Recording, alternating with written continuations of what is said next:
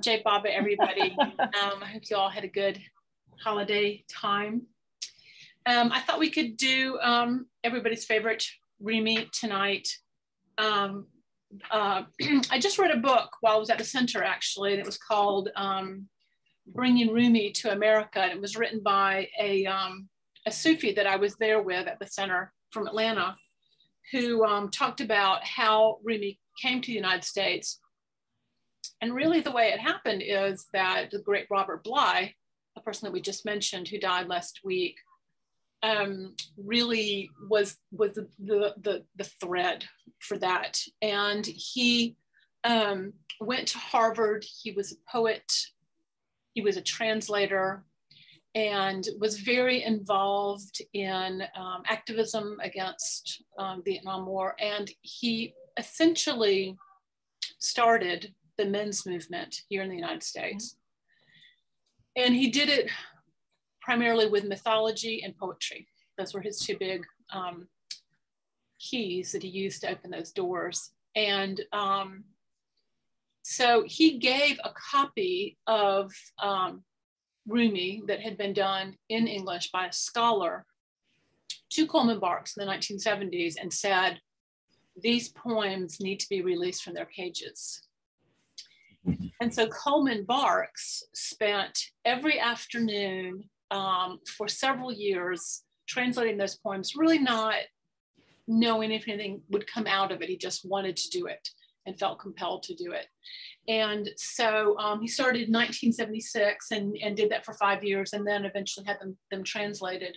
And as we all know, he's really the primary Rumi translator in English today, and is friends with Charlie Gardner, which is so great.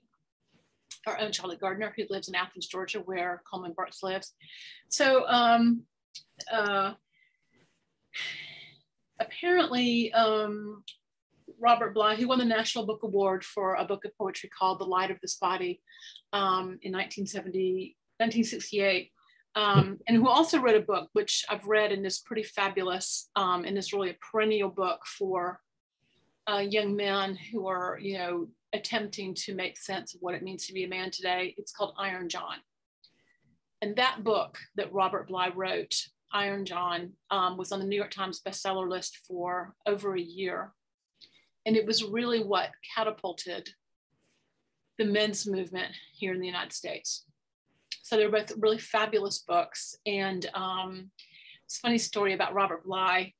He developed Alzheimer's in 2012, which was actually the same year that he came here to Asheville and performed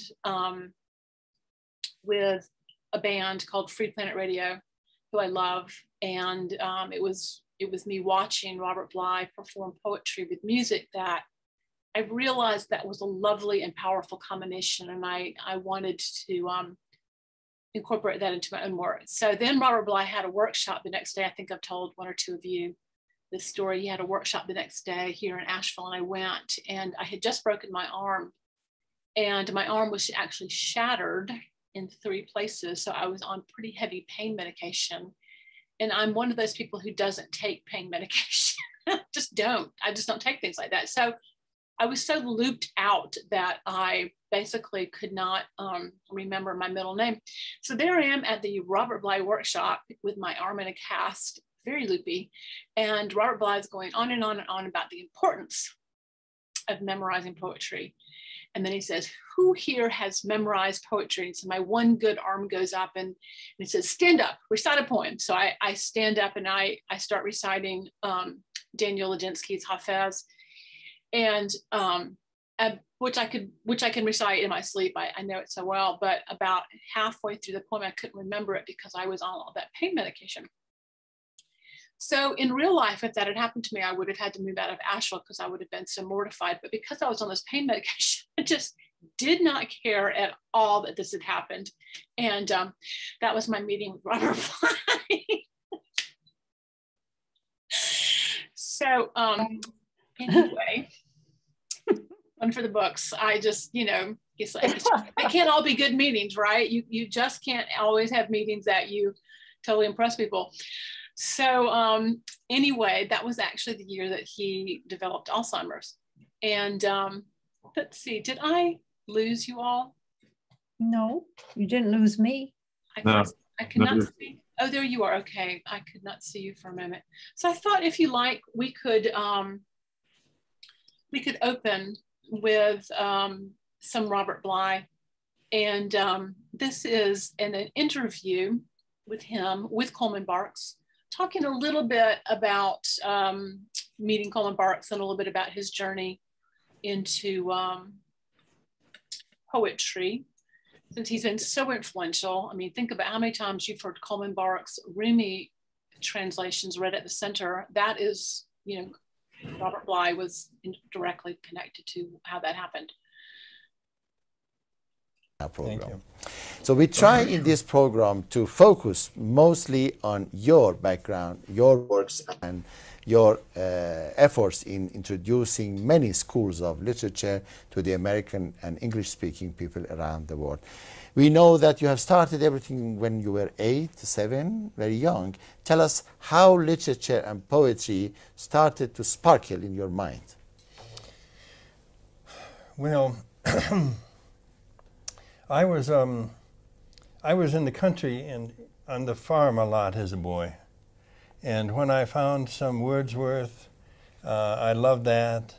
And when I fell in love with a woman for the first time, then I went to poetry. And so that continued then. And then when I got out of, I was in the Second World War, like a lot of the men in my generation. Yes. And when we got out of that war, we wanted to do something important or serious. So I went to Harvard, and many other poets, 8 or 9 more, were together in that one class at Harvard. And there I began to find poetry from other countries. And I felt a tremendous possibility of life and joy in America then. It isn't quite that much now. But I felt that the life of poetry would be a gift to myself and to my family and to everyone else. And so that began my finding of poetry from other countries. And I started a magazine in 1958 called The 50s. Yes. And the only models we had were English poets, and oftentimes bad ones. So people would send us poems, and I would send them a rejection slip. It would say, you know, this entitles you to buy the next book of Alfred Lord Tennyson as soon as it is published. Or we'd put out a thing saying, the sonnet is the place where old professors go when they die. And they'd write us insulting letters, and then we'd print their letters, which were more interesting than the poems, you understand? Yes. We were troublemakers. Yes. That's how that went. And so we had a lot of fun with that, and eventually that led me to doing translations, because I needed some models that were not English. We are Americans. I don't know how that would be for you, but our culture is narrow and small, and English background, but that's not for us. But you are developing a new platform.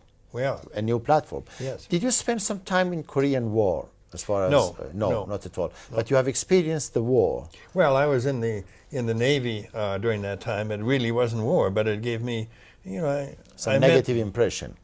Some negative impression on war. Yes, that's true. And the reason I asked that question is that later on we find you as one of the freedom fighters against Vietnam War, and even right now we see your writings against the war in Iraq or anywhere else. So why you developed into such a position? Is it a way of intellectualism of today's America or something else? No. We started doing a lot of poetry readings in the United States for the first time. And we would be invited to universities and go here and there. That was new for us. And then when the Vietnam War came up, I began organizing with another man something, poetry readings against the Vietnam War. And we would simply, people would come and they wanted to hear about the Vietnam War, and we'd be there. So poetry got entangled with that. And we did that for years. You don't know how long the Vietnam War went on. But it gave a lot of dignity to poetry, really, in the minds of a lot of people, that the poets were willing to go up there and, you know, whether we'd be arrested or not wasn't quite clear. And we did get arrested a number of times. Yes, I know. And one time I was thrown in the same cell with Allen Ginsberg. And so we had a wonderful time. We were singing and the other things, you know, Yes, doing all that. And that it seems that it was a new fashion, a new chapter in literature to be against war and to be involved in social affairs or so, according to your saying. Mr. Coleman, can I ask you some questions? I believe you are very good friends, among other friends you have. When did you know about his works, and how happened that you started to find him close to your works, close to your ideas? I had a friend who found the early book of his called Silence in the Snowy Fields. And I remember an afternoon when we sat on the floor in his house, and he read me that book. And it felt, this was 1963 or 5, yeah, 63. And it felt like such new kind of poetry. It was not poetry of the intellect. It was not poetry of irony. It was poetry of what he calls the deep image. But I didn't know it by that name then, but I just adored those poems. They felt very free and very mysterious. And so when I saw that there was going to be a conference that in 1976 up in Minnesota, in northern Minnesota, I just decided I would drive up to it. And so I drove up there, and that's when he gave me that book on the Rumi translations that I needed to, that gave me a life work to do. And you owe him a thank for such introduction. Mr. Bligh, as you said, you have introduced many unknown or less known poets from all over the world to the American audience, including Rumi, that you have introduced through Mr. Coleman Barks. But it seems to us that you are not that much involved in our modern literature in Iran, as you are very much familiar with people like Hafiz, Rumi. We know nothing about it. Why? Why is that so? Well, very few translations of contemporary Iranian poets have come to us. So we are thinking of doing an anthology of the, say, the 10 greatest Iranian poets of the last century or something like that. Because the Rumi translations were given to us by scholars and the Hafiz by scholars, but no one has done work on your more recent poets. So that's a big opening, and we need to try to help with that. When I was visiting your site, I found very latest poems by you, and when I was reading them, I found very similarity between your ideas and the ideas of some of the Iranian modern poets who have the same nostalgia about the past, the same nostalgia about the change that is happening, and the fightings, the war, loss of friendship or so. Why do you think this familiarity exists, although you don't have any contact with each other, or even they don't have any contact with people like you? Well, you know, in poetry there's two things. There's the subject matter, and you can, you know, energize poetry by you know, fierceness and so on. And I like that. And the Pablo Neruda had that. And Cesar Vallejo, the South Americans have that passion and leftist strength. But when he mentioned my first book, Silence in the Snowy Fields, there's something there that when images are treated without having an intellectual component entirely, they will reach out into the spirit. They are like a little bit of coming from boiling water, that thing that goes up, the beautiful things that go up in the sky. And we feel that. We can feel it when we're doing poems. So that's been my major love of my life, is to find poems in which this movement towards the spirit comes. And you know, it's, and I feel it here, I feel it here, I feel it in Hafiz, I feel it in Rumi. That's right. It's not an American feeling in general. We're a very practical country. So Mm. it's nice to see where the lineages, one from the other, take us, that we have jewels to refer to. Any comments? Oh, thank you for finding that interview and sharing it with us. That was quite interesting. Yeah. I think a lot of Robert Bligh. I actually read Iron John and was really moved by it. I just wanted to see what it was about and what he was talking about. I thought it was fabulous, and then gave it to a ex-Vietnam vet who was struggling with PTSD. If I can pull this up, I wanted to read one of my. How old was Robert Bligh when he passed last week? He was 92. Good. Yeah, he had a very full life. This is one of my favorite Robert Bligh poems, by the way. He was really known for his translations of primarily Spanish poets. And then he actually did a book of Hafez, which were fantastic, called Angels Dancing in the Tavern, where he worked with a Farsi speaking person. But this one is called Stealing Sugar from the Castle by Robert Bligh. We are poor students who stay after school to study joy. We are like those birds in the Indian mountains. I am a widow whose child is her only joy. The only thing I hold in my ant-like head is the builder's plan of the castle of sugar. Just to steal 1 grain of sugar is a joy. Like a bird, we fly out of darkness into the hall, which is lit with singing, then fly out again. Being shut out of the warm hall is also a joy. I am a laggard, a loafer, an idiot, but I love to read about those who caught 1 glimpse of the face and died 20 years later in joy. I don't mind your saying I will die soon. Even in the sound of the word soon, I hear the word you say, which begins every sentence of joy. You are a thief, the judge said. Let's see your hands. I showed my calloused hands in court. My sentence was 1,000 years of joy.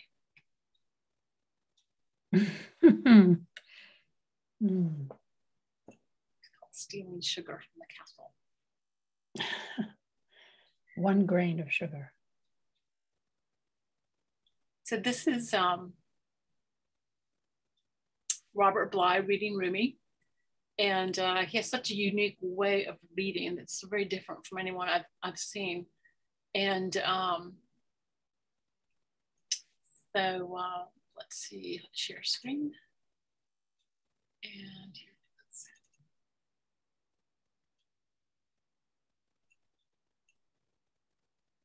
You know, I don't do the scolding Rumi. Robert does that. So there are a couple of Rumis. The scolding Rumi is one of them, and there's 4 translations I've done here, and if you're up to it, I'll read you them. The scolding Rumi. And come in with the father whenever you're, or the little one, or whatever. Little Rumi. Let's see. This is the first one I ever realized how strong he was in this area. I don't like it here. I want to go back. According to the old knowers, if you're absent from the one you love even for 1 second, it ruins the whole thing. There must be someone. I mean, just to find 1 sign of the other world in this town would be helpful. I read it in Des Moines once, and I felt very much what he was saying. There must be someone. I mean, just to find 1 sign of the other world in this town would be helpful. You know, the great Chinese Simurgh bird got caught in this net. And what can I do? I'm only a wren. My desire body, don't come strolling over this way. Sit where you are. That's a good place. When you choose dessert, you choose something rich. When you choose wine, you choose something that's clear and firm. What is the rest? The rest is mirages and blurry pictures and milk mixed with water. The rest is self-hatred and mocking other people and bombing. So just be quiet and sit down. The reason is you're drunk, and this is the edge of the roof. And I remember, I think it's in Cleveland or somewhere like that, and there's a lot of people in the poetry reading, and they were some out in a little hallway that way. And when I said those lines, read them for the first time, the reason is you're drunk, and this is the edge of the roof. You could just feel them going like domino.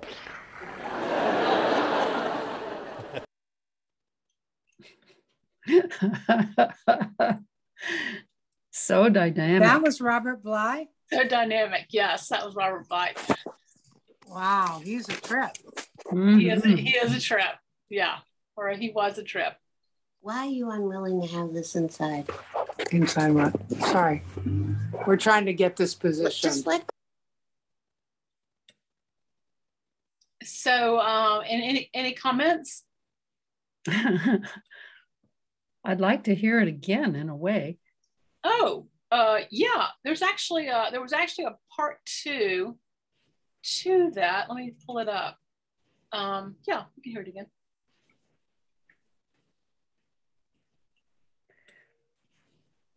Well, go ahead with part 2 because This might be part 2 or this might be part 1. I'm not sure. Well, yeah. You know, Same one. I don't do the scolding. Robert does that. So there are a couple of Rumis. The scolding Rumi is one of them, and there's 4 translations I've done here, and if you're up to it, I'll read you them. The scolding Rumi. And come in with the father whenever you're, or the little one, or whatever. Little Rumi. Well, let's see. This is the first one I ever realized how strong he was in this area. I don't like it here. I want to go back.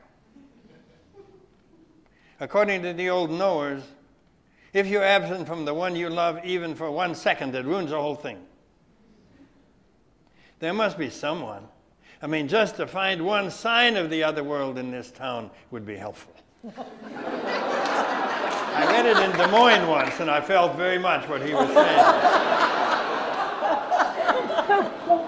There must be someone. I mean, just to find one sign of the other world in this town would be helpful. You know, the great Chinese Simurgh bird got caught in this net. And what can I do? I'm only a wren. My desire body, don't come strolling over this way. Sit where you are. That's a good place. When you choose dessert, you choose something rich. When you choose wine, you choose something that's clear and firm. What is the rest? The rest is mirages and blurry pictures and milk mixed with water. The rest is self-hatred and mocking other people and bombing. So just be quiet and sit down. The reason is you're drunk, and this is the edge of the roof. Woo! Woo! That's fun. That's so much fun.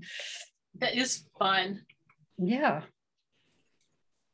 There is actually another one that was from the same series. If you want, I can pull it up. I was going to move on to Coleman Barrett's reading, but there was actually a second part of this. I'll just pull it up for us.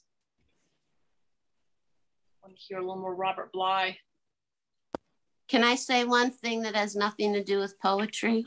If you want. Kelly, I don't know why, but you were so in my head today. I felt like you were going to be my next patient or something. So I can't believe that I'm sitting here looking at you. You look good. You got a haircut. Oh, thank you.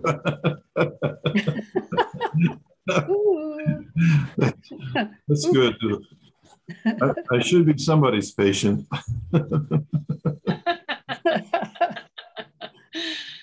Okay, I found it. Yeah, but people don't always know you're a dental hygienist.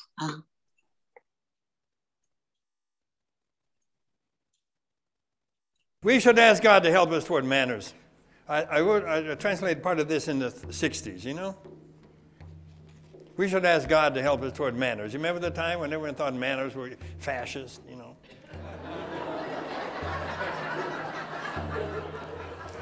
You know, if you see your father today, what's going on, snot face, you know? That was thought to be very elevated, you know. We should ask God to help us toward manners. Inner gifts do not find their way to creatures without just respect. It's good, thank you. Inner gifts do not find their way to creatures without just respect. If a man or woman flails about, he not only smashes his house, he burns the whole world down. Your depression is connected to your insolence and your refusal to praise. That's pretty good. Instead of saying, well, my depression, you know, my father wasn't good to me, you know. Your depression is connected to your insolence and your refusal to praise. Whoa. That is something. Your refusal to praise. If a man or woman is on the path and refuses to praise, that man or woman steals from others every day. In fact, is a shoplifter. If a man or woman is on the path and doesn't praise, that man or woman is stealing from other people every day. In fact, is a shoplifter. The sun became full of light when it got hold of itself.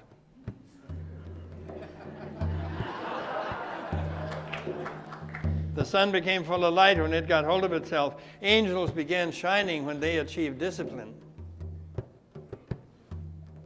The sun goes out whenever the cloud of not praising comes near.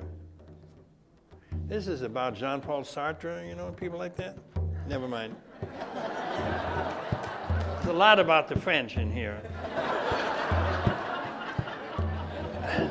The sun goes out whenever the cloud of deconstruction comes near.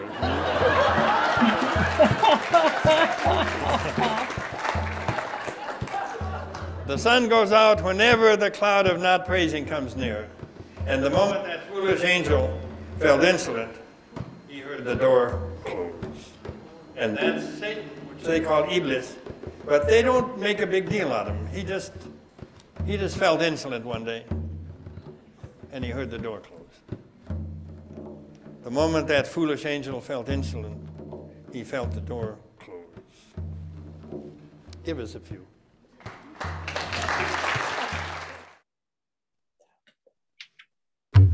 Just to find one sign of the other world in this town would be helpful. Just to find one sign of the other world in Moose Lake would be helpful. You know, the great Chinese Simurgh bird got caught in this net. And what can I do? I'm only a wren. My desire body, don't come strolling over this way. Sit where you are. That's a good place. When you want dessert, you choose something rich. In wine, you choose what is clear and firm. What's the rest? The rest is all mirages and blurry pictures and milk mixed with water. The rest is self-hatred and mocking other people and bombing. What's the rest? The rest is all mirages and blurry pictures and milk mixed with water. The rest is self-hatred and mocking other people and bombing. So just be quiet and sit down. The reason is you're drunk. And this is the edge of the roof. Well, same poem, but it's nice to hear it again. Mm-hmm. And to the drumming, it changed his delivery completely. Yeah, really did, didn't it? Uh-huh. Although I liked both. Yes, I liked both. Well, I'm so glad y'all enjoyed those. I wasn't sure how that would go over, Robert Bligh, so I'm glad y'all were able to connect to that. This is Coleman Barks reading Rumi with some musicians, and so lovely. It's about 7 minutes.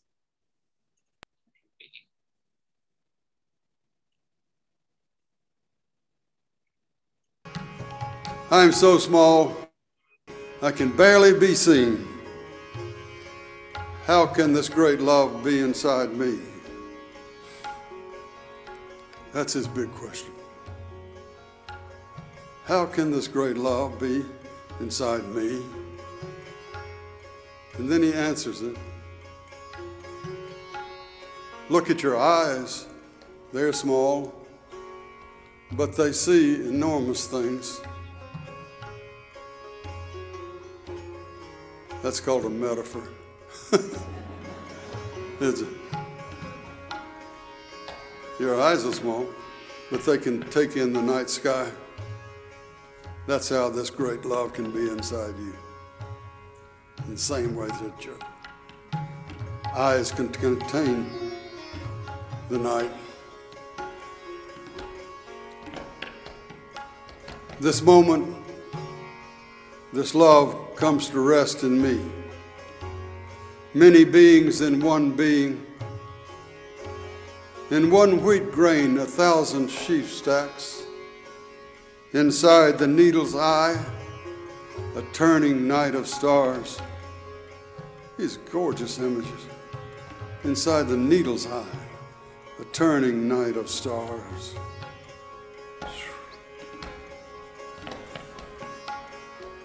As long as I am alive, this is who I am and what I do. My peace, my resting place, what I want and its satisfaction, truth. By this, I mean this day, I cannot say. This love. By this, I means this day, I cannot say this love. This being that is after me, that I am after. Quarry chasing quarry.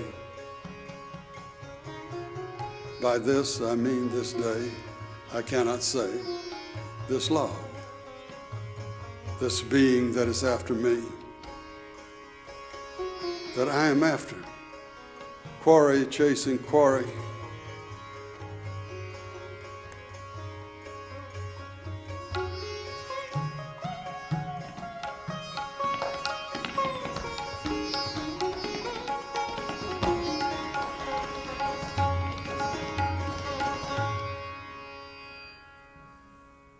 Keep going.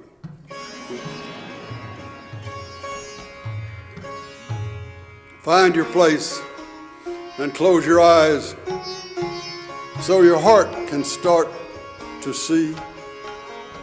Find your place and close your eyes so your heart can start to see. When you give up being self-absorbed, your being becomes a great community. I think we should just read that 100 more times. When you give up being self-absorbed, I've never tried that myself. When you give up being self-absorbed, your being becomes a great community. I think he's talking about a way that we produce elders, true elders. Find your place and close your eyes so your heart can start to see. Or find your place and close your eyes so your heart can start to see. When you give up feeling self-absorbed, your being becomes a great community.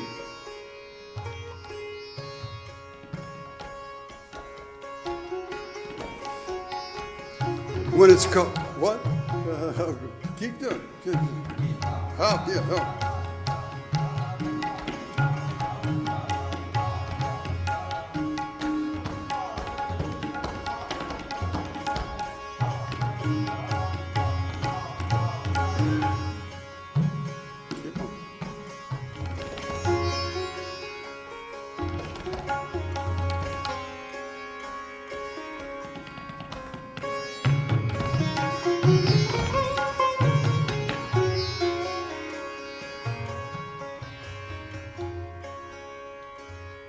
Here's another image or another adjective that we might attach to the mystery.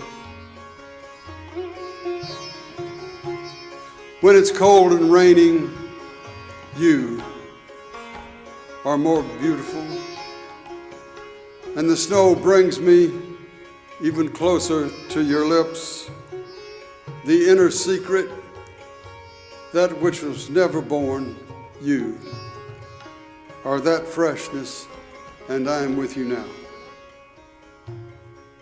I can't explain the goings or the comings, you enter suddenly, and I am nowhere again, inside the majesty. The inner secret, that which was never born, you are that freshness,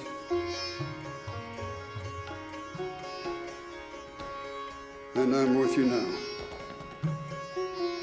I can't explain the goings or the comings, you enter suddenly, and I am nowhere again, inside the majesty. That pronoun you, one of the most beautiful in the language, isn't it? And it's one of the great mysteries for the inner and outer.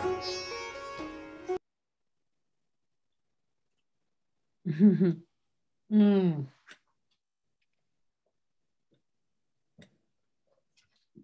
Which performance did you want the link for, Telly? What we were just listening to? One just now? Yeah, that's really nice. I'll pull it up for you right now. It's well, let's see. I can give you the name of the link, and it is you type that into YouTube, you'll find it. It's supposed to say reads Rumi, although Rumi is kind of good. What are we supposed to? What's the link? If you go to YouTube and you type in "An American Poet Reads Rumi," you will get the link to that one and a half hour YouTube video that we were just watching a few minutes ago. And what's it called again? I'm sorry. It's right there on your chat. You can have it. It's right there. Okay. Thank you. Yeah. I'm sorry, it's not on my chat. It's an American poet. An American poet. Okay. Rumi. Okay, got it.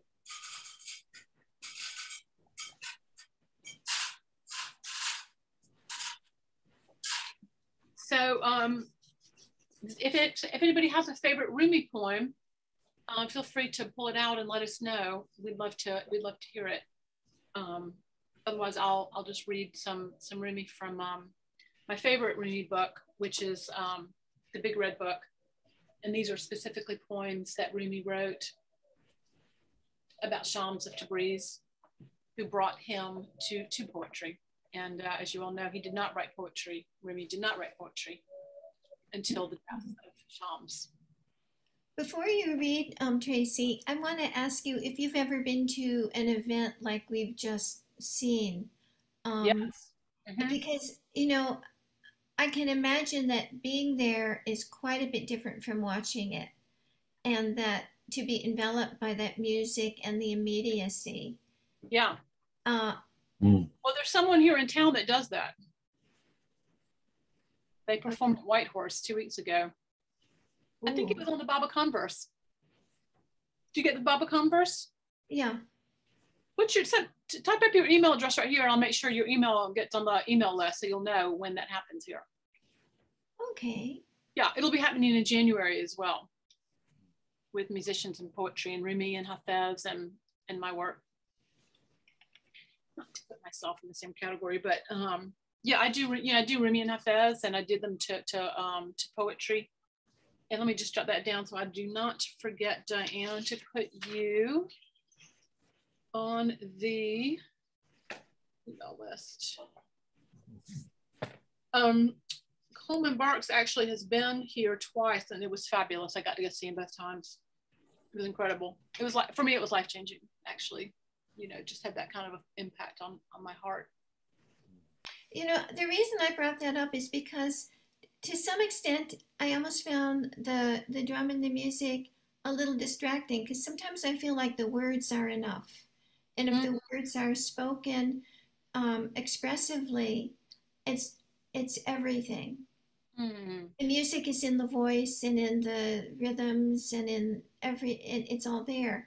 So to some extent, I felt like it was a bit distracting, but then I was thinking, but I can also see how it just puts you in a place inside where you're just there. It's just very different. Yeah. I also noticed that when the music was there, he read it quite differently, and it was good to have that comparison.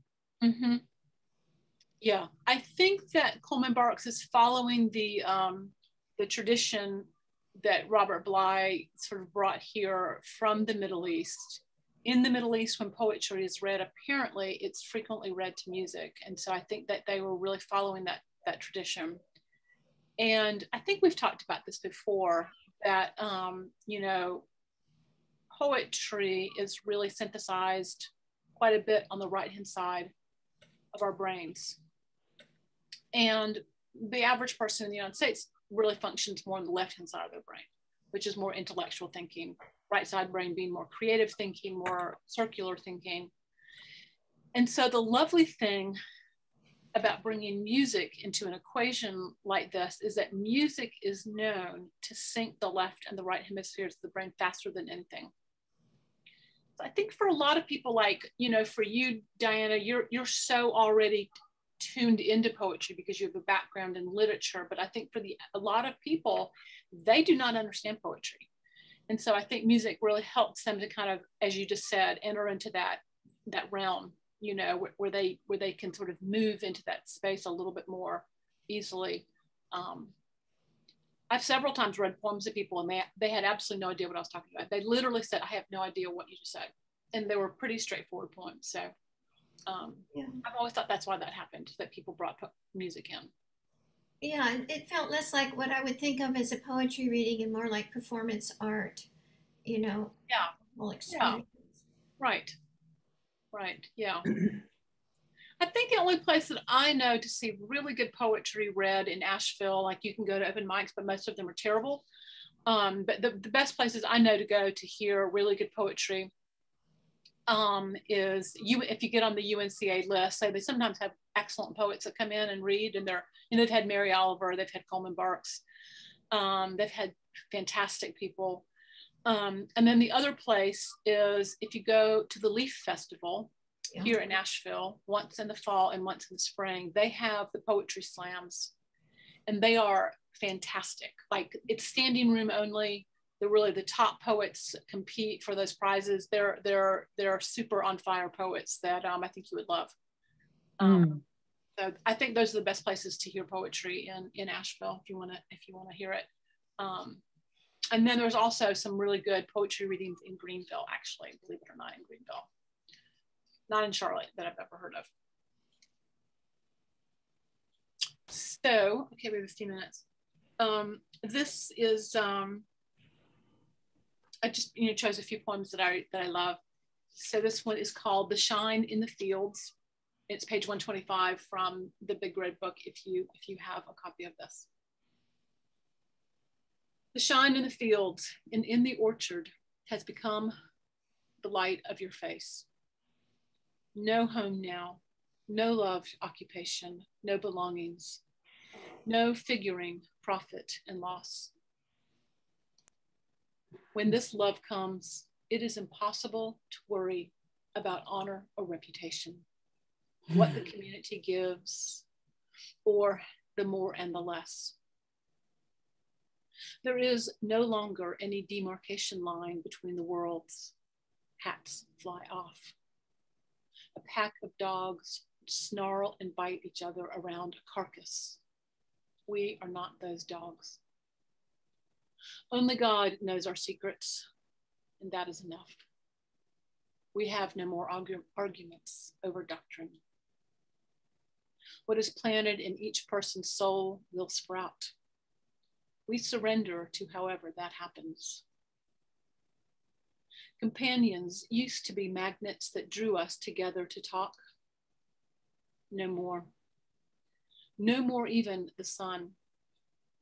It has turned itself into the face of Shams Tabriz, the sanctity and the peace.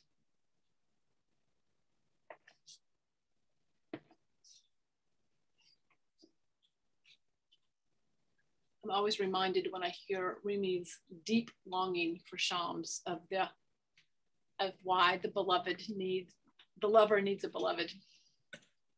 Mm. Like Mara and Baba. This one is called Strange Business, page 156. If you do not have a woman who lives with you, why are you not looking? If you have one, why are you not satisfied? You have no resistance to your friend. Why don't you become the friend? You sit here for days saying, this is strange business. You are strange business. You have the energy of the sun in you, but you keep knotting it up at the base of your spine. You are some kind of weird gold that wants to stay melted in the furnace, so you won't have to become coins. Say the word one in your lonesome house. Loving too is hiding inside of you. You have gotten drunk on so many levels of wine. Taste this. It will not make you wild. It is fire. Give up if you do not understand by this time that your living is firewood. This wave of talking builds. Better we should not speak it, but let it grow within. Mm. This one's called Phrase Your Question. Why doesn't a soul fly when it hears the call? Fish on the beach always move towards the wave sound. A falcon hears the drum and brings the quarry home. Why is not every dervish dancing in the sun? You have escaped that cage. Your wings are stretched out. Now, fly. You have slept in sheds and outbuildings so long that you think you live there. How many years, like children, do we have to collect sticks and pieces of broken pottery and pretend that they are valuable? Leave childhood. Go to the banquet of true human beings. Split open the cultural mold. Put your head out of the sack. A voice says to your clarity, walk. Move into the movement of your death. Learn some discipline there. To the soul, move into the invisible and take what's given. You are the king. Phrase your question and expect an answer. Oh, that's beautiful. Whoa. So good. Yeah. Which one is that again? I'm going to borrow that book from you. Page 157. I've got them written down. I'll tuck it in the book when you borrow it. Okay. Although I recommend you buy a copy because it's so nice to have on hand. Yes. Well, I stopped buying books for a while, but I think this will get me back into it. Well, I gave away so many books when I moved. I understand. Yeah. And I no longer have bookshelves. Okay. If I, was told by someone you can take 10 books with you, half of them would be poetry books. Mm. So we have time for one more poem. This one is called Why Am I So Blessed? Page 194. You keep coming out of my chest into visibility, singing songs, telling tangled stories. With one breath, a universe whirls into being. You wash the world. You tighten the string around my finger. But why am I so blessed? Now, you lead a procession into the cemetery as though it is a garden. You shout, rise and dance, and they do. The ancient dead, the newly dead, so happy to be out in the air again. The graveyard looks like a marketplace on holiday. I am not saying these things to appear visionary and spiritual. I have seen this happen in ways I cannot express. Always test a high-sounding remark. If someone claims, I have left all that, see if his shirt is torn in the back. Tell the word men to quit talking and listen to the grief a lover feels. Be relentless in your looking, because you are the one you seek. This is like a little window on Baba. I know, right? It's just so right on. I know. It just pierces right through all the,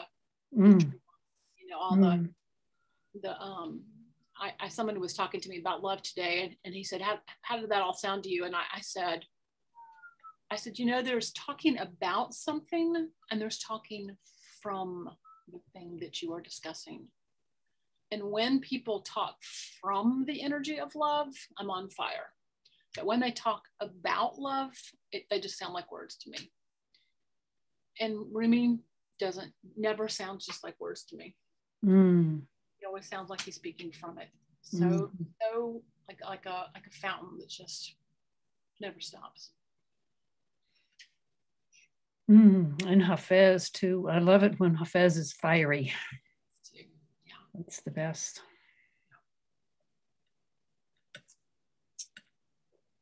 Well, thank you, Tracey. Enjoying Rumi with me. Next month we will do Jeff Wolverton's poetry again.